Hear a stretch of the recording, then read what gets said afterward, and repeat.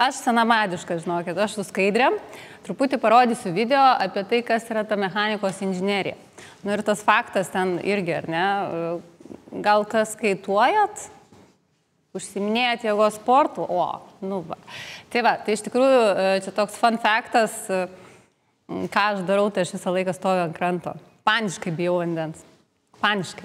Bet mane visą laiką žavi tas dalykas, kad kaip tas mažas žmogus, ar ne, su ta audeklo skiautė, audeklo skiautė turime, ne, ir lenta po kojom, suvaldo dvi didžiausias stichijas. Tai yra vanduo ir vėjas. Tai va, tai 16 metrų, 15 metrų šuoliai ir taip toliau. Tai ten irgi yra inžinerija, bet čia ne apie tai. Tai va, tai kas tai inžinerija, faktai ir mitai, ar ne? Kas naudojat ChatGPT? Visi. Aš irgi, nemeluosiu, šiaip tai, kas be ChatGPT, ar ne? Tai šiandien prie kavos padelio galvoju, ką čia jums įdomaus parašyti apie tai, kas tai mechanikos inžinerija, ar ne? Teorija ir taip toliau, mechanika, inžinerija, ne, galvoju, paklausiu ChatGPT. Kaip matot, kaip jums tas atsakymas? Manęs tai nesužavėjo, žinokit. Toks panašu, kad ir ChatGPT ir tas dirbtinis intelektas vis tik užstrigo kažkur 20 amžiui, truputį su tais stereotipais apie automobilius, remontus, mašinas, variklius, pavaras ir taip toliau. Tai va, tai ar galim suremontuoti automobilį, ar ne? Kaip jums atrodo, galiu suremontuoti automobilį? Galėčiau, norėdama tikrai galėčiau, ar ne? Tai va, po trečio klausimo iš tikrųjų jisai pasitaisė. Tai kas tas mechanikos inžinierius, tai jau į temą. Tai va, iš tikrųjų ta mechanikos inžinerija yra tokia labai plati tema. Jeigu ar neturim kažkokią specializaciją, lendam jau kažkur į termodinamiką, robotiką ir taip toliau, tai mechanikos inžinerija yra viskas. Kur nueisim, ką pažiūrėsim, visur pamatysiu, kad ten prisilietė mechanikos inžinierius. Tai va, o kas gali būti mechanikos inžinierium? Gali tapti? Laisvai. Netgi ChatGPT irgi pasakė, galiu laisvai tapti, ar ne? Nežinau, kad aš mechanikos inžinierė. Tai va, iš tikrųjų, prieš 20 metų, kas buvo, tai tėtis pasakė, mama supildė dokumentus, vaikas įstojo. Man tai buvo. Įstojau į mechanikos inžineriją, nors po 4 metų tik tai sužinojau, kad tai buvo mechanikos inžinerija, nes specialybės pavadinimas buvo susijęs su logistika. Tai va, tai iš tikrųjų labai džiaugiuosi tuom, nes pasirodo, tai buvo mano kelias. Tai va, šiandien jūs irgi, ar ne, jau link to apsisprendimo, kur nukeliaut, tai pabandysiu truputį užvesti ant kelio, ar ne, kas ta mechanikos inžinerija. Nes iš tikrųjų turim čia labai daug stereotipų, labai daug mitų. Vienas iš jų yra inžinieriai remontuoja automobilius. Jeigu man per tuos 23 metus būtų kiekvieną kartą davę po 100 eurų, kada pasakau kam nors, aš studijuoju mechanikos inžineriją arba aš dirbu mechanikos inžinerijoje, ten gamyba, pramonė ir taip toliau, tai kaip galvojat, ką kiekvienas pasakydavo? Pirmas klausimas būdavo. Koks? Ne. Dirbi servise? Antras klausimas iš karto sekdavo. Žiūrėkit, mašinoje ten kažkas barška varikliai, ten kažkas sakė, reikia biškį ten perrinkt. Gal turėsi laiko kada? Ką reikia atsakyti? Ne, mes automobilių iš tikrųjų neremontuojam. Ne? Pabandžiau irgi čia sugeneruoti, kaip atrodyčiau prie remontuojamo automobilio. Ne kaip. Tai va, tai iš tikrųjų tai yra vienas iš tų mitų. Ir ne, mes automobilių neremontuojam, ar ne? Užstrigom. Ką mes darom? Tepalų irgi nekeičiam. Ne? Jeigu reikia, pasikeičiam. Inžinierius vatame ir yra gerai, kad ką beduosit, bet kokį įrenginį duokit, ar ne? Duokit technologinius brėžinius, duokit technologinį instrukciją, per parą, 2 paras aš jums jį paleisiu. Ne?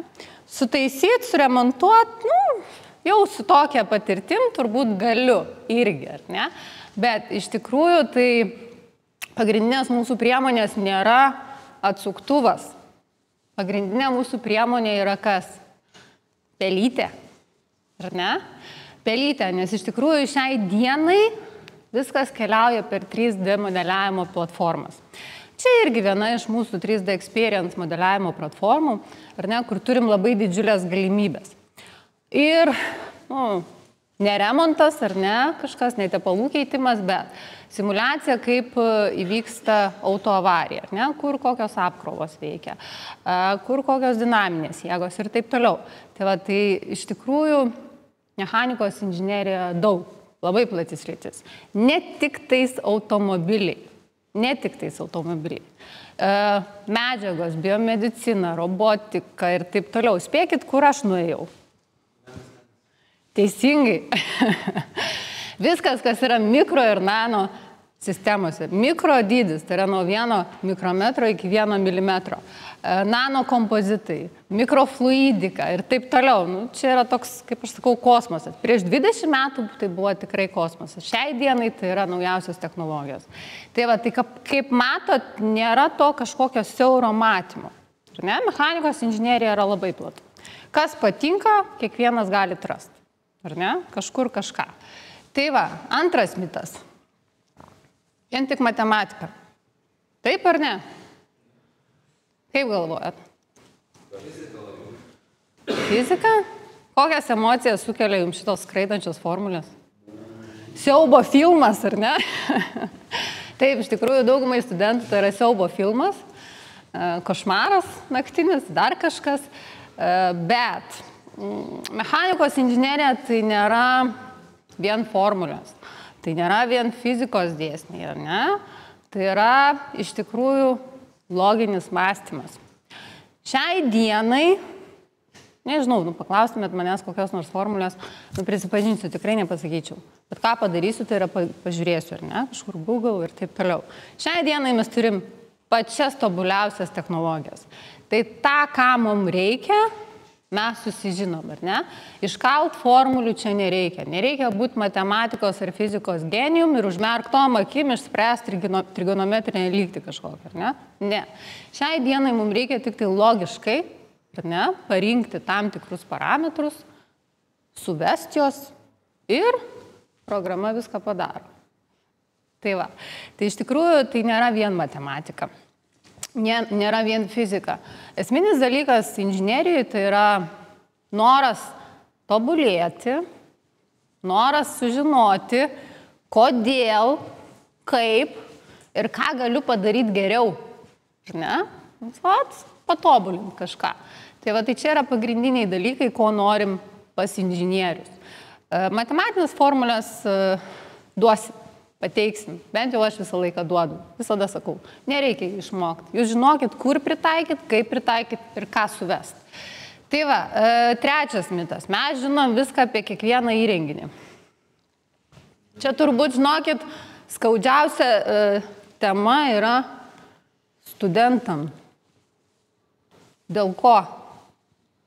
Dėl to, kad, kaip galvojat? Čia, žinokit, pirmais metais įstoja studentai mechanikos inžineriją, nueina pas savo tetutę, tetutė paklausė, vaikeli, kur įstoji? Oi, į mechanikos inžineriją.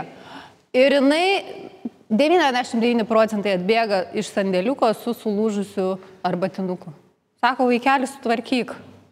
Ar ne? Pažįstama galbūt ne situacija. Tai va, tai čia yra skaudžiausias mitas visiems studentam. Visi tempia tuos sugedusius prietaisus, įrankius ir galvoja, kad mes esam iš tikrųjų visagaliai ir viską mokam, viską galim sutvarkyti, pataisyti, išardyti. Iš tikrųjų tai išardyti tikrai viską galim. Išardyti tikrai viską galim. Surinkti tam tikrais atvejais pavyksta. Kartais patobulinam. Bet esminis dalykas yra rezultatas, ar ne? Geras ar blogas, koks skirtumas, nes mes inžinieriai. Tai va, tai iš tikrųjų inžinerijoje esminis dalykas yra pasigilinti, paanalizuoti, ar ne, paieškoti sprendimų, bet, sakysim, nesuremontuoto arbatinukų, kurį tetutė atneša. Bet jeigu jūs turite sugebėjimą, tai valio. Aš suremontuoju. Tai va, bet tai yra vienas iš tų mitų. Iš tikrųjų, tai mes ieškom, domimės, žiūrim, kaip kas veikia, kada, kur galima panaudoti, ar ne, kaip pavyzdys, kaip tą laivą nuleisti į vandenį taip, kad jisai neapsiverstų. Tai va, tai vėlgi viskas eina per 3D modeliavimą. Toliau. Mechanikos inžinerija nuobodi, kaip galvojat? Ne?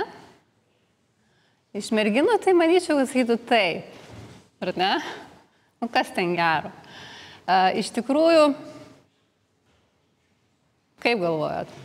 Ne, skaičiuojam, braižom mes. Jau praėjo tie laikai, žinokit. Jo, prieš 20 metų taip, braižiau su pieštuku, su liniuote. Šiandien irgi duodam tą daryti, nes, turi ranką žinoti, kaip daryti skečus ar ne. Ir taip toliau, bet iš tikrųjų mes per daug nebraižom ir per daug neskaičiuojam. Ką mes darom? Tai yra domimės. Ne? Tai yra keletas video iš mano asmeninės patirties, ar ne? Tai yra domimės, einam per projektus, dalyvaujam, sprendžiam iššūkius, žiūrim, ką kiti padarė, ką mes galim geriau padaryti negu tas, kas padarė, ar ne, ir taip toliau. Tai va, tai šiai dienai kas yra ant bangos, kaip galvojat? Inžinerijoje. Tvarumas, taip. Tai atsinaujinanti energija, ar ne? Toliau, dronai, pirmoje vietoje. Autonominiai automobiliai. Ne? Čia matėt studentų sukonstruotą go-kartą, kuris gali pats įsiparkuoti. Čia savaitės projektas iš tikrųjų. Tai va, ir bent jau man tai labai įdomu egzoskeletai. Tai va, tai yra labai daug skričių, ar ne? Tai esminis dalykas, ką mes darom, tai yra domimės. Ieškom, žiūrim, kas įdomu, jeigu įdomu, pabandom padaryti geriau kažką, ne, negu konkurentai, kaip aš sakau, ir taip toliau. Ir paskutinis mitas. Labai džiaugiuosi, kad turim merginų. Aš labai skatinu iš tikrųjų merginas pagalvoti apie tai, kad galbūt pakreipti savo gyvenimą link inžinerijos. Ar ne? Dėl ko? Dėl to, kad daugumoj už visų inžinerinių stebuklų, ne už visų, už keletos tikrai, stovi moteris, ar ne? Moteris inžinierė. Čia vienas iš pavyzdžių. Tai va, tai nėra tas dalykas, kad ar ne, mechanikos inžinerija tai yra tik tai vyram ir tik tai su tepaluotom rankom. Matot, mano rankos švarios pakankamai. Tepalų nekeičiu, šiandien padangos irgi nekeičiau, viskas tvarkoja. Tai va, tai iš tikrųjų šiai dienai labai smagu, kad renkasi merginos inžineriją, vėlgi, ar ne, mechanikos inžinerija platu, paskui jūs nukeliaujat kažkur, į kažkur. Tas, kas jūs sudomina, ar ne? Bet šitoj vietoj, ką jūs gaunat? Kadangi aš, ar ne, atėjus, vėlgi, iš įmonės, aš turiu savo įmonę, tai tenka laiks nuo laiko priimti darbuotojus. Tai kaip galvojat, kokius darbuotojus aš priimu? Man reikia pardavimų vadybininko, kaip pavyzdys. Koks jisai turi būti? Kokių savybių aš noriu iš jo? Entuziazmo? Gera savybė. Noro, ar ne? O jeigu dabar pastatyčiau, pavyzdžiui, vadybą pabaigusi kandidatą ir pastatyčiau inžinierių. Inžinerija, mechanikos inžinerija pabaigusi kandidatą. Man reikia pardavimų vadybininko. Kurį jūs pasirinktumėt? Vadybininką. O aš pasirinkčiau inžinierių. Dėl ko?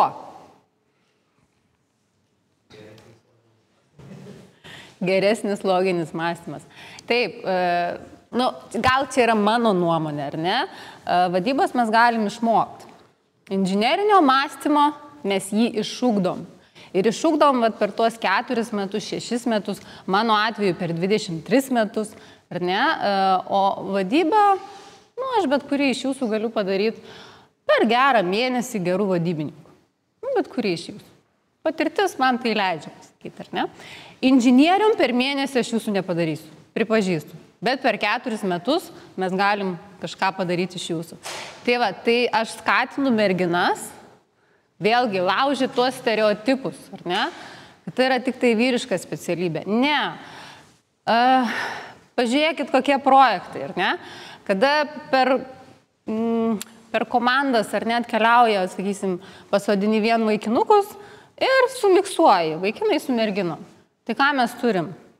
Vaikinų komandoje mes visą laiką turėsim kažką veikiantį, bet ant tiek griozdiško, kad neįmanoma net žiūrėti.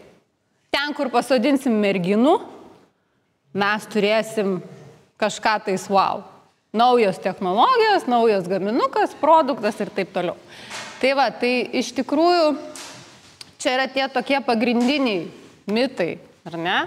Ir tikiuosi, bent kiek atskleidžiau tų paslapčių, kas tie inžinieriai, ką mes darom. Ir tikrai, jeigu jūs jau šiandien šičia, ar ne, vadinasi, turit minčių į tą pusę linkt, nukreipt savo gyvenimą. Tai tikrai skatinu, tikrai manau, kad nesuklysit, nes laikas parodo. Pradžioje atrodo visiems, kad pirmi metai kažkoks kosmosas. Ką aš čia veikiu? Po 4 metų sako, tai va.